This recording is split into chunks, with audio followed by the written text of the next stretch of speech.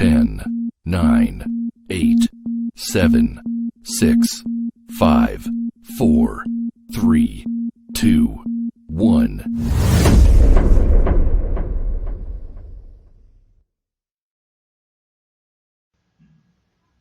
Assalamualaikum warahmatullahi wabarakatuh. Alhamdulillahirrahmanirrahim. Kita panjatkan puji dan syukur kehadirat Allah Subhanahu wa taala. Salam salawat dan senantiasa kita haturkan kepada Nabi besar Muhammad SAW. Pada kesempatan ini saya melakukan proses kuliah melalui video ini dalam rangka menjelaskan mata kuliah kita, yaitu mata kuliah Matematika Bisnis dan Ekonomi. Ini adalah pertemuan pertama. Apa yang kita sampaikan pada kesempatan ini yaitu meliputi sebagai pertemuan pertama kita ada pada pembahasan pendahuluan terkait dengan konsep matematika itu sendiri, kemudian tentunya ada penjelasan materi kuliahnya itu, lalu kita masuk ke pembahasan terkait dengan satu topik penting pada mata kuliah ini, matematika ekonomi, yakni topik fungsi. Nah, fungsi ini pada kesempatan ini mungkin bagian awalnya saja, memperkenalkan konsepnya saja fungsi itu. Nanti pada video atau pertemuan berikutnya baru kita bahas lebih mendalam terkait dengan penggunaan fungsi terkait dengan matematika ini. Oke. Yang pertama,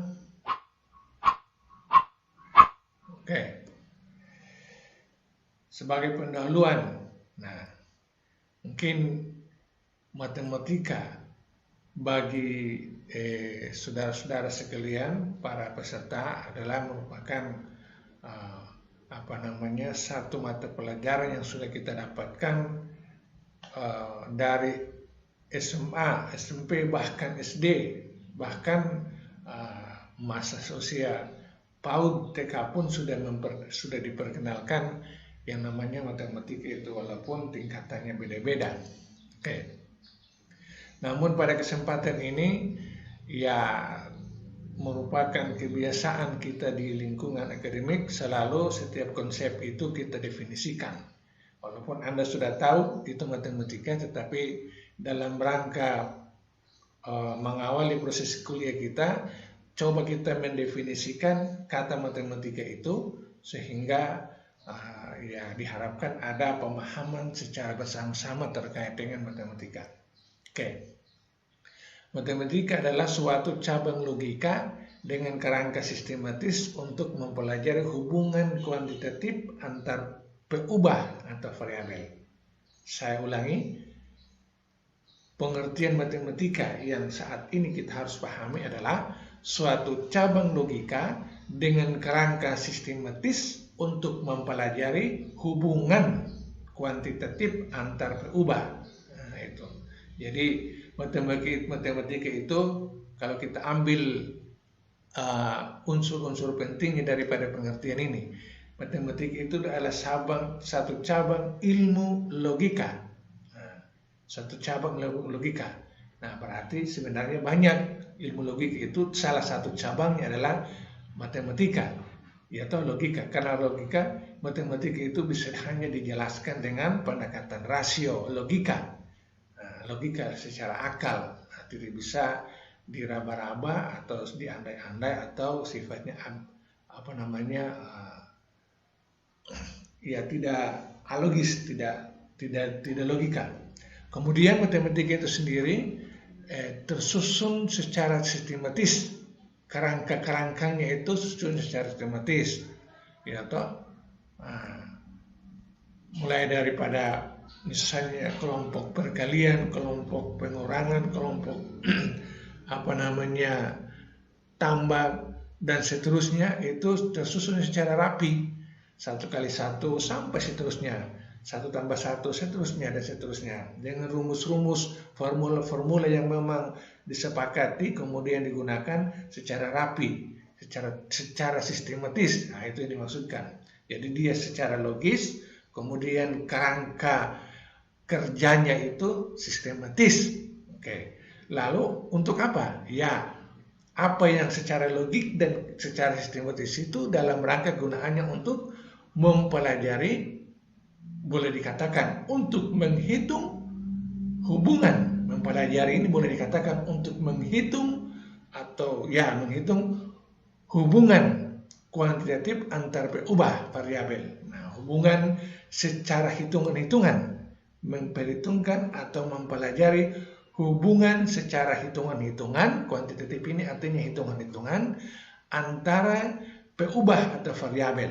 Nah, variabel ini maksudnya hal-hal yang terjadi di alam nyata, satu hal yang terjadi karena hal lain yang dapat merubahnya sehingga dapat dilihat dapat dilihat perubahannya itu bisa dari sudut pandang matematika. Kenapa dia berubah jadi 5? Karena ada tambahan 2. Tadinya cuma 3 ditambah 2 menjadi berubah jadi 5. Apakah itu 5 itu? 5 pohon pisang. Tadinya hanya 3, orang kasih 2 tambah hanya jadi 5 pohon. Kejadian di lapangan. Begitu seterusnya. Apa-apa yang terjadi di lapangan yang sifatnya dia berubah-ubah, perubahannya itu bisa dapat dihitung. Kalau tidak dapat dihitung berarti tidak usah dipakai matematika, ya toh? Nah, apa saja bisa dapat dihitung. Nah, itu maksudnya begitu. Oke. Berikut. Bedakan matematika murni dan terapan. Nah, di sini. Jadi ada matematika yang dianggap sebagai matematika murni, kemudian ada yang dianggap sebagai matematika terapan. Jadi matematika itu secara garis besarnya ada matematika murni.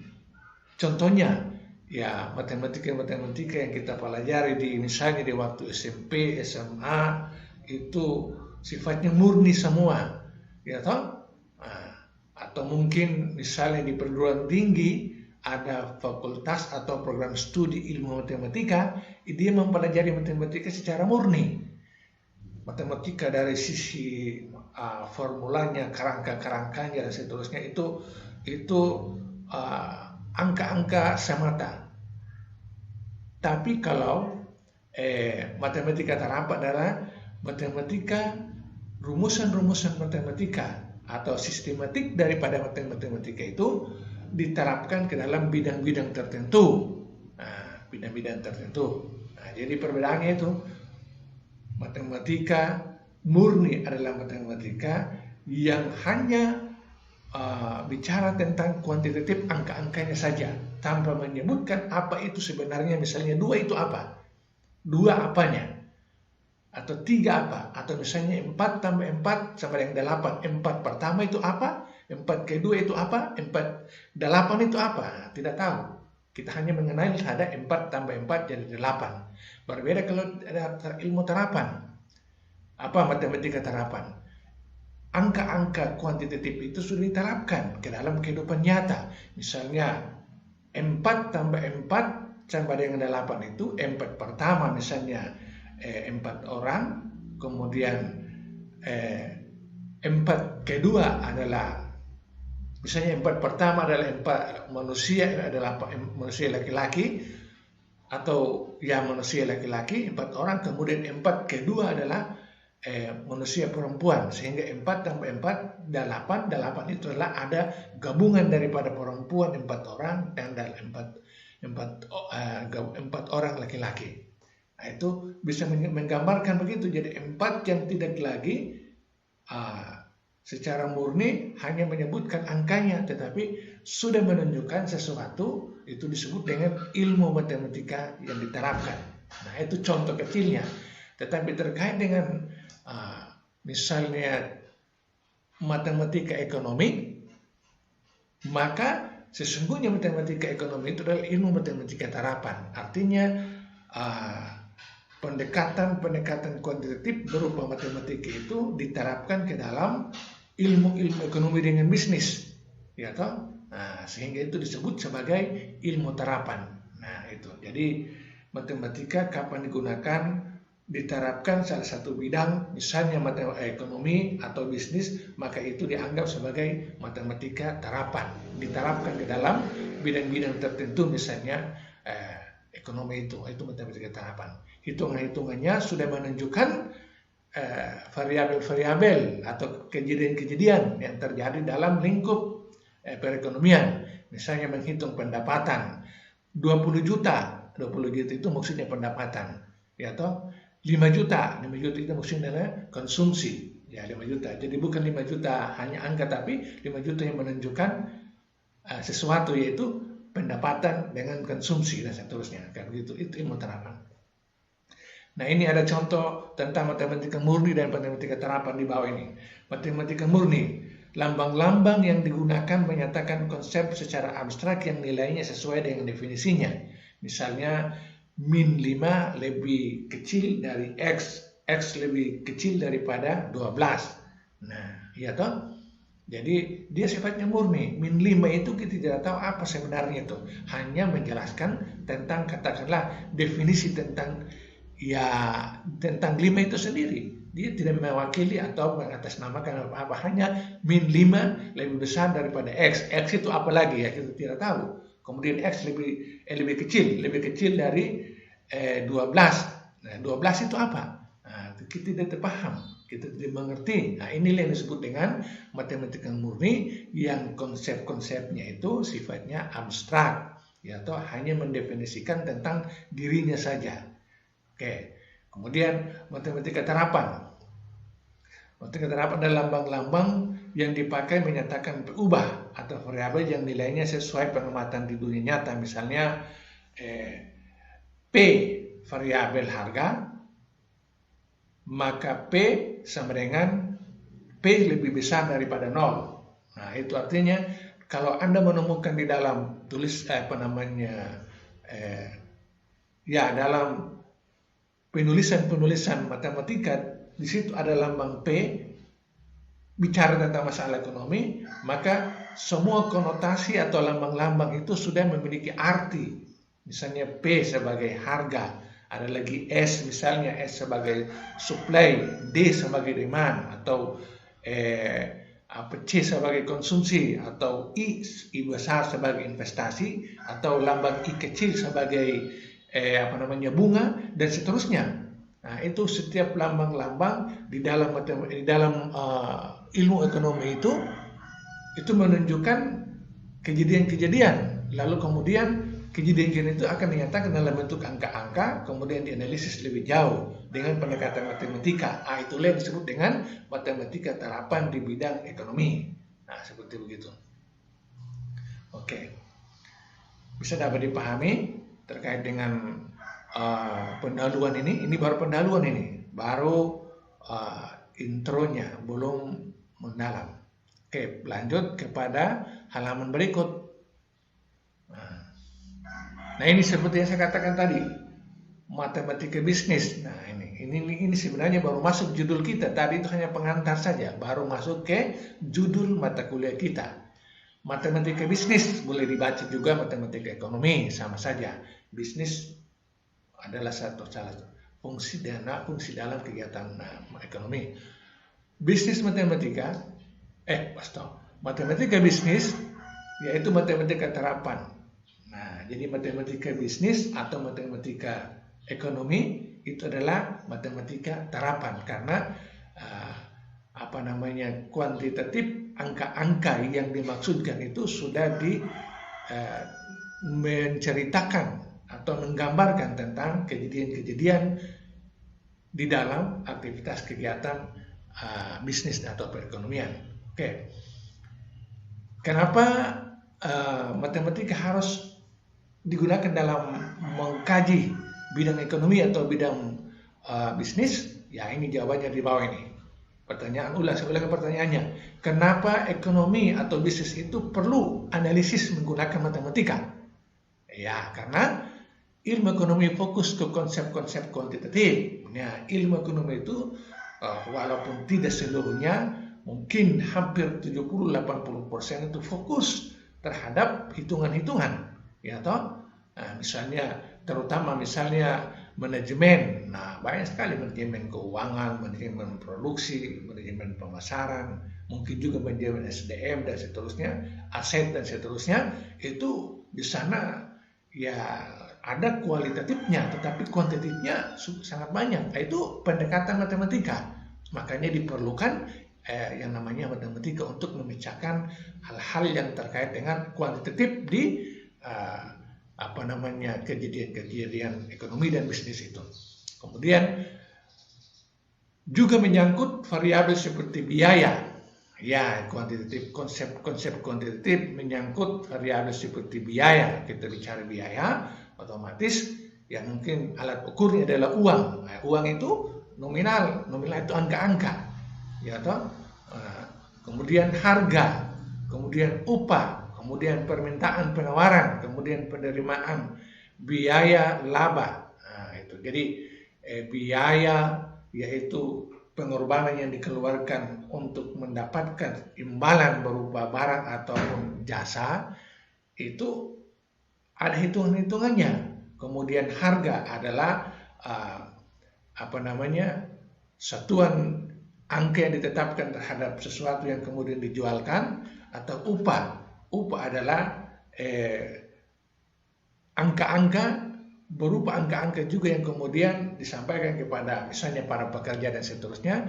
Kemudian ada permintaan dan penawaran. Nah, permintaan dinyatakan dalam bentuk angka, berapa yang diminta, berapa yang ditawar. Situ. Kemudian penerimaan, ya penerimaan atau penjualan, apa istilahnya, revenue, penerimaan daripada penjualan kita, itu dinyatakan dalam bentuk angka-angka. Kemudian bicara laba, ya laba ya bicara tentang angka-angka lagi dan seterusnya.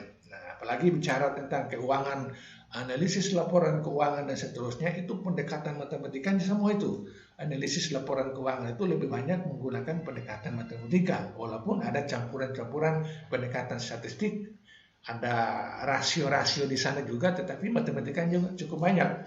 Nah, kemudian maka banyak analisis ekonomi menggunakan analisis matematika terapan. Nah, itu. Jadi kenapa kegiatan ekonomi itu, atau para ahli di bidang ekonomi, bukan para ahli saja, tapi mungkin pelaku bisnis dan ahli bisnis, pelaku ekonomi dan ahli ekonomi, mereka sama-sama menggunakan pendekatan matematik dalam menganalisis kegiatan mereka terkait dengan ekonomi dan bisnis itu. Karena ya tadi itu pendekatan konsep-konsep kuantitatif itu selalu ada pada aktivitas atau kegiatan perekonomian. Itu yang membuat para ahli, ya toh, para ahli di bidang ekonomi menganalisis gejala-gejala atau kejadian-kejadian perekonomian atau bisnis dengan pendekatan matematika.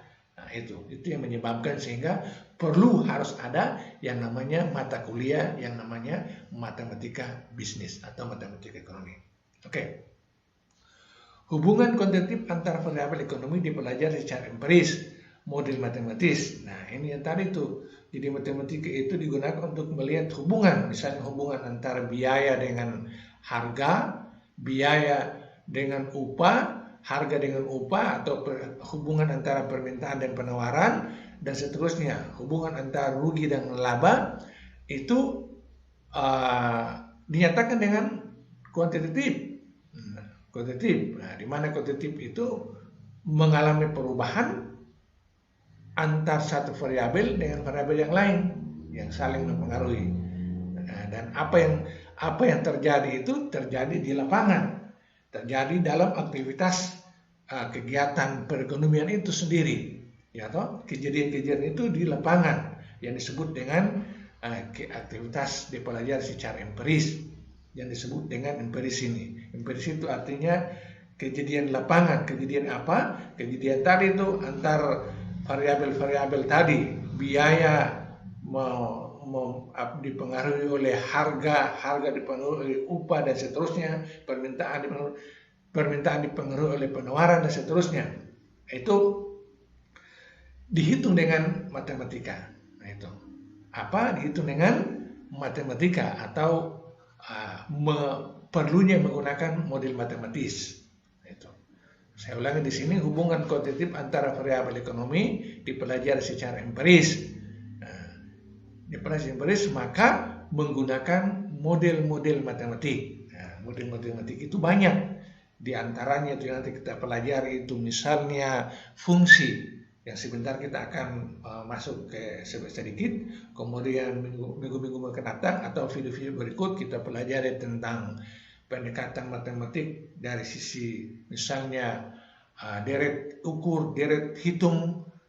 Kemudian ada lagi materi yang saya siapkan misalnya terkait dengan problematika penugasan ataupun konsep bunga transaksi ataupun macam-macam yang nanti kita bahas kemudian hari di video-video berikut. Itu semua terkait dengan pendekatan matematika terapan dengan menggunakan model-model matematis. Oke. Ya, apa hubungan kuantitatif antar variabel itu? Misalnya di sini konsumsi dengan pendapatan. Nah, tingkat konsumsi seseorang dapat dipengaruhi oleh tingkat pendapatannya. Tingkat di sini tentunya dinyatakan dalam bentuk angka. Angka di sini mungkin alat ukurnya adalah uang. Semakin banyak, semakin tinggi konsumsi seseorang, itu menunjukkan bahwa dia punya pendapatan semakin tinggi. Nah, begitu. Kemudian permintaan atau demand dengan harga, ya toh, permintaan terhadap satu produk itu bisa dapat dipengaruhi oleh harga yang berlaku. Harga misalnya harga di bawah, ya permintaan bisa meningkat. Harga pertengahan, permintaan sedang-sedang saja. Harga melambung, permintaan bisa menurun. Nah, ya toh, harga tentunya sudah dinyatakan dalam bentuk angka, permintaan di sini bisa dihitung. Misalnya orang belanja, permintaan itu orang belanja, ya jumlahnya orang belanja itu dihitung dengan angka. Oke, saya kira itu penjelasan slide kedua terkait dengan konsep matematika bisnis. Oke, seperti di awal tadi saya katakan bahwa pada hari ini juga selain kita bicara tentang pendahuluan, apa makna matematika, kemudian selanjutnya matematika bisnis itu apa, kemudian pemahaman terkait dengan matematika murni dan terapan, lalu kita bicara juga materi lanjutannya dari pertemuan pertama ini. Tidak selesai hari ini, mungkin disambung pada video berikutnya. Itu bicara tentang fungsi. Fungsi. Secara matematik, fungsi itu ada berbagai macam jenisnya. Di sini judulnya adalah jenis-jenis fungsi. Ada fungsi turunannya itu ada fungsi aljabar, kemudian ada fungsi non aljabar, atau biasa disebut dengan fungsi transenden. Fungsi aljabar ataupun fungsi non aljabar masing-masing memiliki basis hitungan-hitungan. Kalau fungsi aljabar itu basisnya adalah fungsi irasional dengan fungsi rasional. Kemudian fungsi non aljabar itu adalah basisnya adalah atau turunannya adalah fungsi eksponen, kemudian logaritma, kemudian trigonometri, dan kemudian fungsi hiperbola yang di sini. Itu turunan daripada fungsi non aljabar yang merupakan bagian daripada fungsi itu sendiri. Kemudian fungsi aljabar itu terbagi ke dalam fungsi irasional dan fungsi rasional. Ya, kalau fungsi irasional itu tentunya tidak diperkenalkan lebih jauh di sini. Kemudian fungsi irasional ini sebagai bagian daripada fungsi aljabar itu ada fungsi pangkat, kemudian fungsi polinom, fungsi linear, fungsi kuadrat, fungsi kubik, dan fungsi bikuadrat. Nah, ini adalah flowchart atau skema daripada fungsi, pembagian jenis-jenis daripada fungsi itu sendiri dalam konsep matematika. lebih kepada matematika murni. Namun pada kesempatan ini kita terkait dengan pembelajaran matematika ekonomi bisnis, kita membahas lebih jauh mendalam terkait dengan salah satu daripada fungsi ini, yaitu fungsi rasional yang dalam hal ini turunannya yang kita pelajari adalah fungsi linear, atau fungsi rasional kan, fungsi yang memang secara logik, ya seperti tadi definisi matematika, dan tidak seluruhnya ini semua secara logik semua, tapi yang kita pelajari terkait dengan analisis ekonomi, yaitu menggunakan fungsi linear. Nah itu, jadi jangan Anda merasa terbebani dengan begitu banyak kelihatan dalam skema ini, tetapi cukup kita pelajari hal yang satu, yaitu fungsi linear. Oke. Mungkin kita lanjut kepada mendefinisikan atau mengartikan fungsi linear ini. Saya akan menjelaskan kata fungsi, kemudian kata linear, supaya bisa dapat dipahami dengan dari awal dapat dimengerti dengan baik itu kata fungsi dan linear itu. Masing-masing pengertiannya fungsi dalam kaitannya dengan pembahasan kita, kemudian linear dalam pembahasan kita, lalu kita gabungkan jadi satu kata, yaitu fungsi dan linear. Oke. Tapi sebelum itu, coba perhatikan. Tadi itu dari setiap jenis-jenis fungsi tadi, tentunya secara matematika memiliki bangunan rumus persamaannya masing-masing. Atau misalnya fungsi rasional, fungsi polinom, sampai kepada fungsi hiperbola di bawah, itu masing-masing memiliki persamaan semua, persamaan hitungan. Nah, di sini seperti saya katakan tadi, yang kita pelajari adalah fungsi linear, itu persamaannya di sini sangat sederhana. Persamaan daripada fungsi linear itu Y sama dengan 1 tambah 2X, atau 2X. Nah, begitu Y sama dengan 1 tambah 2X, itu adalah rumus persamaan daripada fungsi linear yang kemudian kita bahas lebih terperinci. Nah, tentunya pembahasan fungsi linear ini selain pengertiannya seperti saya katakan tadi, kita bahas juga hitungan-hitungan itu dari dua sisi hitungan secara murni, kemudian kita juga membahas sisi hitungan fungsi linear dalam bentuk terapan ke dalam bidang ilmu ekonomi dengan bisnis. Oke.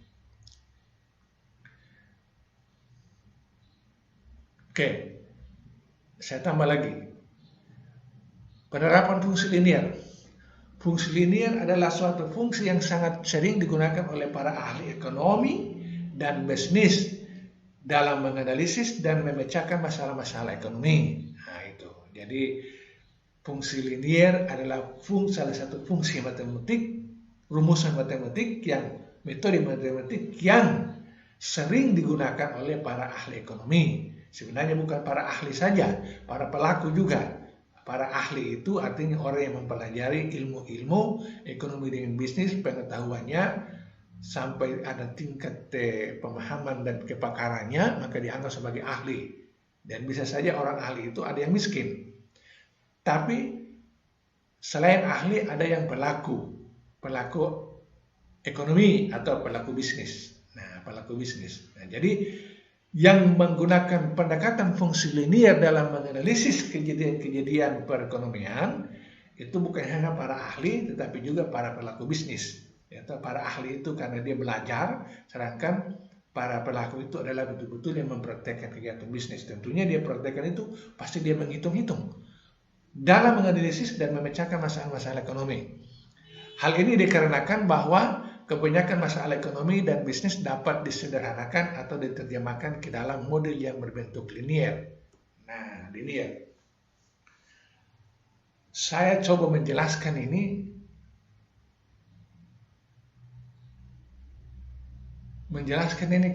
kenapa harus kita menggunakan kata fungsi, kemudian kita menggunakan kata linear, kemudian gabung jadi satu kata majemuk, yaitu fungsi linear. Ya. Kenapa menggunakan kata fungsi ini perlu harus dijelaskan ini, kalau tidak buyar pemahaman. Fungsi Ya, segala sesuatu itu harus dia berfungsi. Kalau dia tidak berfungsi, berarti nganggur namanya. Ikan di laut, kalau tidak digunakan, maka nganggur di laut. Uang di bank, kalau tidak digunakan, maka nganggur di bank. Nelayan, kalau dia tidak pergi nelayan, dia tidur-tidur saja di rumah, maka dia akan nganggur di rumah. Nah, nganggur di rumah. Maka ketiga-tiganya harus berfungsi, yaitu uang dipinjamkan oleh nelayan, kemudian nelayan membeli peralatan, kemudian turun melaut, sehingga antar kejadian ikan di laut itu untuk ditangkap, uang di bank harus digunakan untuk dalam rangka mengelola perekonomian, dalam hari ini penangkapan ikan, dan nelayan yang tidur-tidur di rumah yang tidak berfungsi tadi harus difungsikan supaya dia berfungsi untuk bisa melakukan kegiatan perekonomian. Nah, itu fungsi, ya toh. Dan ini ada hubungan secara sederhana antara nelayan, uang di bank dengan ikan di laut. Itu harus memiliki hubungan yang sangat sederhana, yaitu ya cukup nelayan datang ke bank, pinjam uang, kemudian beli peralatan, turun tangkap ikan, selesai. Kalau tidak ada sama sekali kegiatan, nelayan tidur saja, ikan berenang bebas di laut, uang hanya numpuk di bank, kira-kira ada fungsi atau tidak? Tidak ada fungsi. Nah, makanya digunakan kata fungsi, maksudnya variabel-variabel itu harus saling berfungsi. Nah, baru bisa dapat dihitung. Kalau tidak berfungsi, maka tidak bisa dapat dihitung. Ya, seperti itu pengertian fungsinya. Kemudian ada kata linear. Linear ini maksudnya setiap variabel yang berhubungan tadi harus ada hubungan secara ya ada kaitannya, linear. Atau saya bikin contoh yang lain terkait dengan kata linear. Linear supaya dapat dipengerti. Saya berharap sudah paham itu maksud dari fungsi tadi, yaitu setiap kejadian-kejadian itu harus saling menopang baru bisa berfungsi, gitu. Atau misalnya kata kegiatan produksi, ada bahan baku, ada tenaga kerja, kemudian ada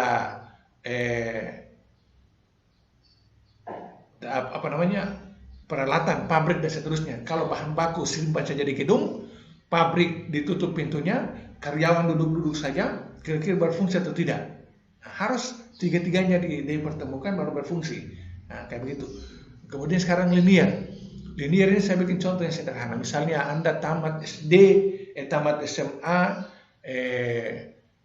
IPS, lalu kemudian kuliah, ambil fakultas kedokteran, atau ambil fakultas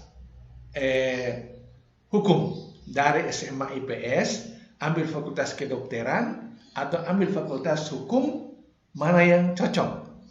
Kira-kira fakultas kedokteran atau hukum yang cocok untuk anak-anak yang tamatan IPS? Saya yakin dan percaya bahwa yang cocok itu adalah fakultas hukum, atau mungkin fakultas ekonomi karena dia IPS. Kalau IPS masuk ke fakultas kedokteran tidak cocok. Itu kata cocok di sini berarti ada liniernya, ada garis lurus yang memang saling memiliki hubungan. Nah, itu seperti begitu. Nah, jadi tidak bisa menganalisis sesuatu yang tidak ada hubungan liniernya. Ya toh? Ya, karena memang tidak akan berfungsi. Tidak bisa menganalisis sesuatu yang tidak berfungsi karena memang tidak memiliki hubungan linier. Harus ada hubungannya. Ya toh? Biaya dengan upah ada hubungan. Biaya dengan harga ada hubungan. Ya toh? Berapa harga naik disebabkan oleh biaya tadi, ada hubungan bisa dianalisis. Tapi kalau biaya buat dianalisis dengan orang datang di masjid, tidak bisa, tidak ada hubungan, tidak bisa dianalisis. Biaya yang dihubungkan dengan hujan turun dari langit, tidak bisa, itu tidak punya hubungan sehingga tidak bisa dianalisis.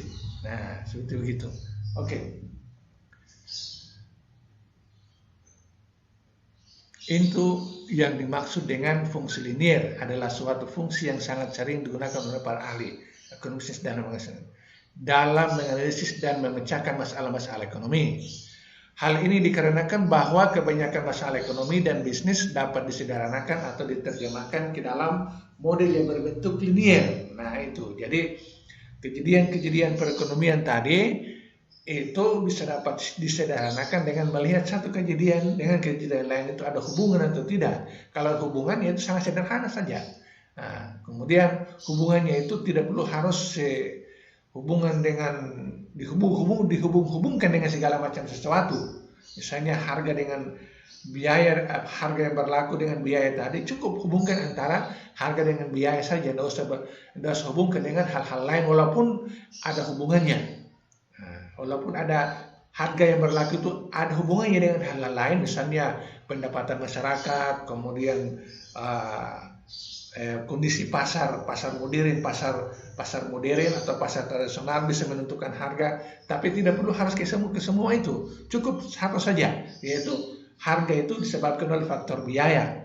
Nah, itu cukup satu itu saja, jangan kemana-mana. Kalau kemana-mana bukan lagi linier, tapi kalau hanya satu variabel, misalnya variabel Y dengan satu variabel X saja, maka itu disebut dengan linier atau sederhana. Linier. Tapi kalau dihubungkan dengan banyak hal, itu berarti tidak lagi linier, tetapi kalau pendekatan statistik itu fungsinya adalah pendekatan fungsi berganda, sudah lebih daripada satu variabel X, seperti begitu. Oke. Nah, kita tambahkan yang ini saja. Saya memperkenalkan saja. Sebetulnya harus kita sampai di sini nih. Oke. Ini saya baca saja. Fungsi linier adalah fungsi yang menunjukkan hubungan antara dependen variabel dan independen variabel, yang mana independen variabel mempunyai pangkat 1. Secara umum, persamaan fungsi linier dirumuskan sebagai berikut. Fungsi linier adalah fungsi yang menunjukkan hubungan antar dependen variabel dan independen variabel. Nah, itu variabel itu maksudnya kejadian-kejadian di lapangan, ada yang mempengaruhi disebut dengan X, kemudian ada yang dipengaruhi disebut dengan Y, yang mempengaruhi disebut dengan dependen variabel, sedangkan yang dipengaruhi disebut independen variabel. Nah, independen variabel. Seperti begitu. Yang mana independen variabel mempunyai pangkat 1. Independen variabel pangkat 1. Secara umum persamaan fungsi linier dirumuskan sebagai berikut. Y sama dengan mx tambah c. Nah, sebenarnya sama dengan pertama tadi, Y sama dengan 1 tambah 2x.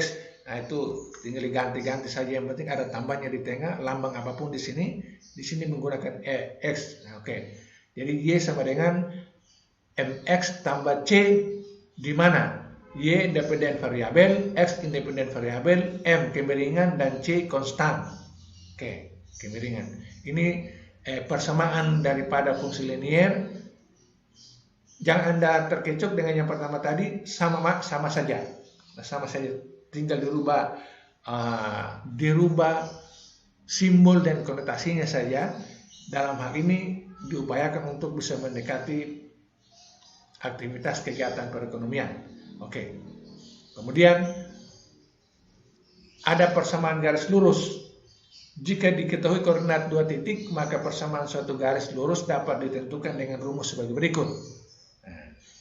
Y kurang Y1 sama dengan X kurang X1.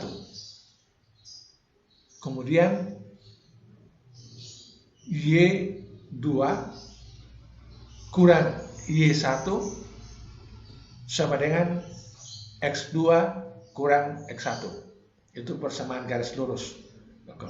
Jika diketahui koordinat 1 titik dan kemiringan M, maka persamaan suatu garis lurus dapat ditentukan dengan rumus sebagai berikut. Y kurang Y1 sama dengan M1 kali X kurang X1. Nah, itu persamaan fungsi linier kalau kita lihat secara garis lurus ini. Kemudian kalau hubungan dua garis lurus. Dua garis lurus dinyatakan sejajar, hubungan dua garis lurus. Satu, dua garis lurus dinyatakan sejajar jika M1 sama dengan M2. Yang kedua, dua garis lurus dinyatakan tegak lurus jika M1 kali M2 sama dengan min 1. Nah, ini cukup untuk diperkenalkan saja pada kesempatan ini. Nanti pada video berikut baru kita terapkan dalam contoh-contoh perhitungan. Oke.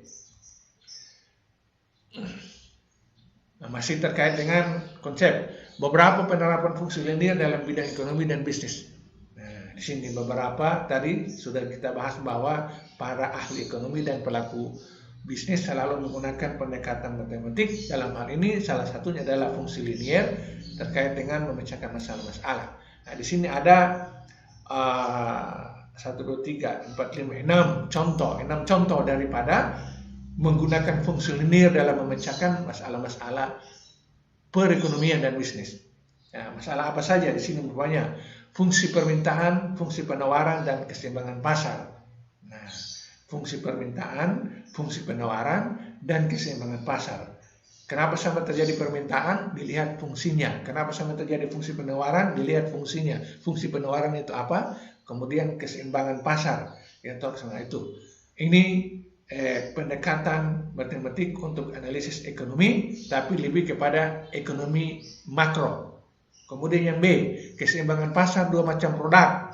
Ya, keseimbangan pasar terhadap dua macam produk yang dijualkan ke pasar supaya terjadi keseimbangan harga ataupun kesenangan biayanya terjadi di mana. Ini bagi para pelaku bisnis.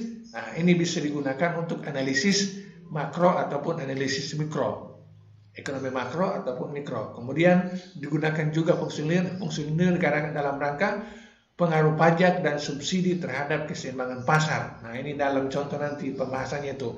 Contoh menggunakan fungsi linear dalam rangka menghitung pajak, pengaruh pajak dan subsidi terhadap keseimbangan pasar, yaitu pajak yang diterapkan, kemudian include di dalam harga barang, itu kira-kira menciptakan keseimbangan pasar atau tidak. Jangan sampai pajak menyebabkan harga barang naik sehingga tidak ada permintaan, dengan demikian pasar bisa tidak seimbang. Itu dianalisis. Kemudian ini bisa digunakan untuk ekonomi makro ataupun manajemen. Kemudian D, fungsi biaya, fungsi pendapatan dan analisis pulang pokok atau BEP, break even point. Nah, ini kita bahas contohnya nih. Kemungkinan besar ini video berikut ini kita bahas BEP ini, break even point, dengan menggunakan pendekatan fungsi linear. Nah, ini D ini kebanyakan digunakan oleh para pelaku para pelaku bisnis. Nah, tapi kalau untuk para ahli itu ahli di bidang manajemen yang biasa melakukan ekonomi mikro. Kemudian fungsi konsumsi dan tabungan. Nah, fungsi konsumsi tabungan ini bisa dari pendekatan fungsi linear juga dan digunakan oleh para ahli ekonom. Dalam hal ini ekonomi makro yang berpikir ekonomi makro bisa menggunakan pendekatan fungsi linear dalam rangka menganalisis konsumsi dan tabungan, misalnya konsumsi masyarakat, tabungan masyarakat. Ya, tentunya by data, dengan menggunakan data. Kemudian F, model penentuan pendapatan nasional. Nah, penentuan GDP atau GNP, pendapatan daerah, bisa juga pendapatan nasional. Terbalik, pendapatan nasional bisa juga pendapatan daerah, menggunakan model fungsi linear. Nah, dan ini biasa digunakan oleh para ahli ekonomi pembangunan, ekonomi makro, itu menggunakan. Nah, ini adalah kegunaan daripada menggunakan pendekatan model matematika fungsi linear dalam rangka menganalisis kejadian-kejadian terkait dengan aktivitas kegiatan bisnis atau perekonomian, baik secara garis besar ekonomi makro ataupun ekonomi mikro. Mungkin lebih daripada ini bisa dapat digunakan untuk hal-hal lain juga. Oke. Nah, ini saya terakhir latihan soal dan jawaban. Ada 10 soal ini hanya sifatnya murni. Nah, tadi itu seperti di awal sekali kita bahas tentang ekonomi matematika murni dan matematika terapan. Nah, ini contoh menghitung menggunakan fungsi linear yang kelihatan ada 10 nomor. Ini adalah menghitung secara matematik murni. Matematik murni. Nah, nanti setelah ini baru kita menerapkan. Nah, tapi tidak seluruhnya ini terlalu banyak kita bahas, ini tidak habis-habis ini semester ini. Maka mungkin kita gunakan 1 atau 2 atau 3 atau 4 saja sebagai contoh, lalu kita masuk kepada terapannya. Nah, yang penting dapat dipahami bahwa ada fungsi linear pendekatan murni, kemudian fungsi linear pendekatan terapan. Terapan dalam hal ini diterapkan ke bidang ekonomi. Oke. Nah, ini mulai membahas soal ini, soal nomor 1. Kemudian soal kedua ini ada di bawahnya, itu seterusnya. Nah, itu akan kita bahas pada video berikutnya. Saya akhiri pertemuan kali ini dengan mengucapkan banyak terima kasih. Wabillahi taufiq wal hidayah. Wassalamualaikum warahmatullahi wabarakatuh. Peace.